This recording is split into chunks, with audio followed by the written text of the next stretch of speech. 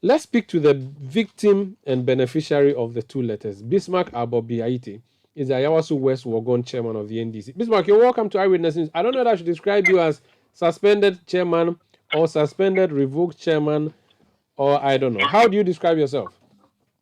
I describe myself as the constituency chairman for Ayawaso West Wuogon. Suspended, Bismarck Aborbi Aryeetey. suspended by the general secretary, who is the administrator of your party in the region. No, the suspension is null and void. So I am the substantive and the victorious chairman after all this brouhaha. I see. Now, so it's like a comedy of errors in NDC Greater Accra. You are just in the middle. What is happening to your party? Our party is strong and formidable in Greater Accra region. And as we speak now, the regional chairman and chief executive are working hard to ensure that we add on to the number of seats we have in Greater Accra and to increase the number of votes for JGM come December 2024. In every organization of this nature, always there will be one or two misunderstandings. But when it happens, due process is required to settle all issues amicably. To be frank with you, my regional chairman, Mr. Shumo, notified me, the chairman, that he will be out of the jurisdiction. That was yesterday. And the same day he wrote in the morning to his vice to take over his responsibilities. At the same time, report to him on daily basis, action and inaction. The same day, the vice chairman supervised a meeting around 12 to 1 p.m. And at that meeting, that decision to suspend me took place. Omaru, you and I have spoken about this issue before concerning the transportation money that JM willingly used to support branch or delegates who may be commuting from different communities to a center to come and vote and elect parliamentary and presidential leadership for our party. When that matter happened, you interviewed Honorable Tetechai for the first time based on allegations that you heard. And he really confirmed to you that there were people or delegates who were complaining that they didn't get their money. In your interview, you did ask Mr. Tetechai, did you consult the chairman who supervised the distribution of the money in his capacity as the campaign manager for JM?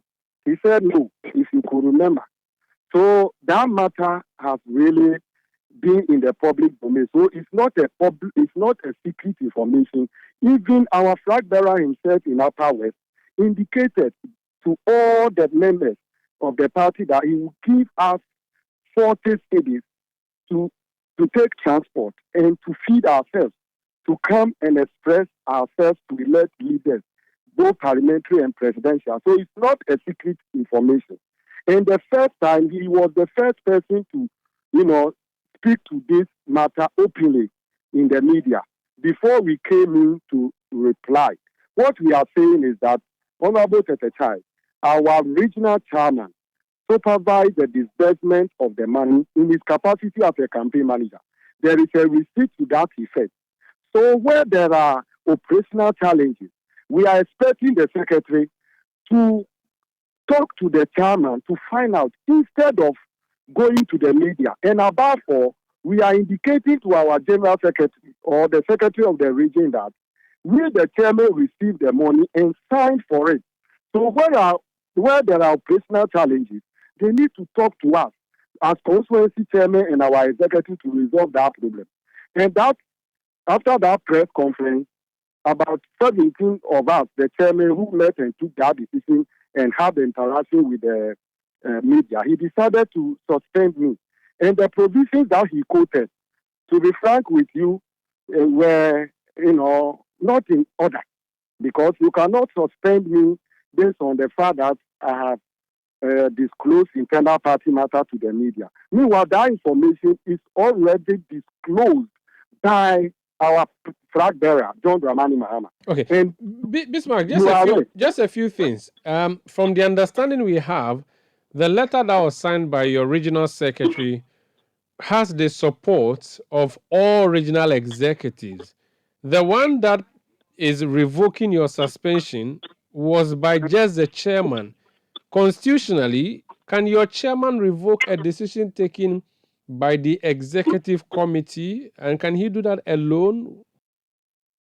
he can do that. He has the veto power. Under what law? Under what article of your constitution or any of the orders or rules you work with? And there is no article that also suggests that somebody can preside over illegality, and that illegality should stand in our constitution. But when your chairman traveled, he handed over power of attorney to his vice chair, who acts in his stead. Now, if this vice chair is superintended over a meeting with the secretary and everybody else, and they take a decision to suspend you, that holds. And so a chairman who is away should not be able to revoke that decision singularly. Can he? Is that how things work in your party?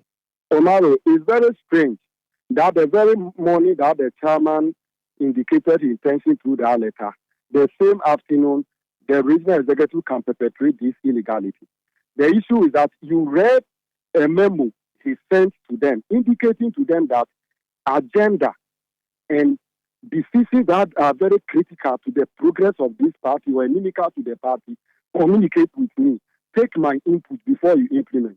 The question is that a decision to suspend the constituency chairman is a very serious thing that the regional chairman must be aware. But why must your chairman be micromanaging your party from wherever he is on the globe? No, when you have active executives. I mean, as of the time he was leaving, he said he should be communicated to via WhatsApp or email. And I'm saying that, why does he have to micromanage your party when you have several other executives who are still in office and who can act in his stead based on what your constitution says? The power is bestowed in his seat as the regional chairman. Which power he handed over to the vice chairman? And that if you hand over to your subordinate and is causing damage, will you allow it to stand?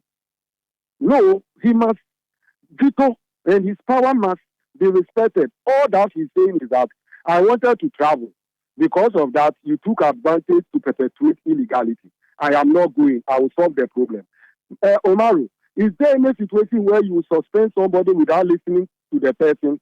Is there a situation? There's no situation in our, or a provision in our party constitution that you can stand and suspend somebody 6 months straight. No, our constitution didn't say that. The constitution says that you cannot suspend anybody 6 months before the beginning of or commencement of disciplinary action against the person. All that you can do is 1 month. You refer to disciplinary committee. If the disciplinary committee could not achieve any results and the suspending authority realize that the suspension is very relevant, they can renew, and you can renew for 5 times, making it 6 months. So straight, you cannot give the person or executive at any level of the party 6 months suspension straight. Very well. The regional secretary in that manner, and the regional chairman must correct it. Okay, thank you. Thank you for speaking to us. That's Bismarck Aborbi Aryeetey, Ayawaso West Wuogon chairman. Well, it's a bit funny to give him the title. I'm not sure how to say that. His regional secretary writes a letter suspending him. His regional chairman revokes that suspension. So let me just say he's Bismarck Aborbi Aryeetey of the National Democratic Congress in Ayawaso West Wuogon. We've tried to reach the National Party office for comment on this. We've not been successful. We've not been successful in reaching the regional chairman either. And the secretary as well, we could not reach them to know what the way forward for the party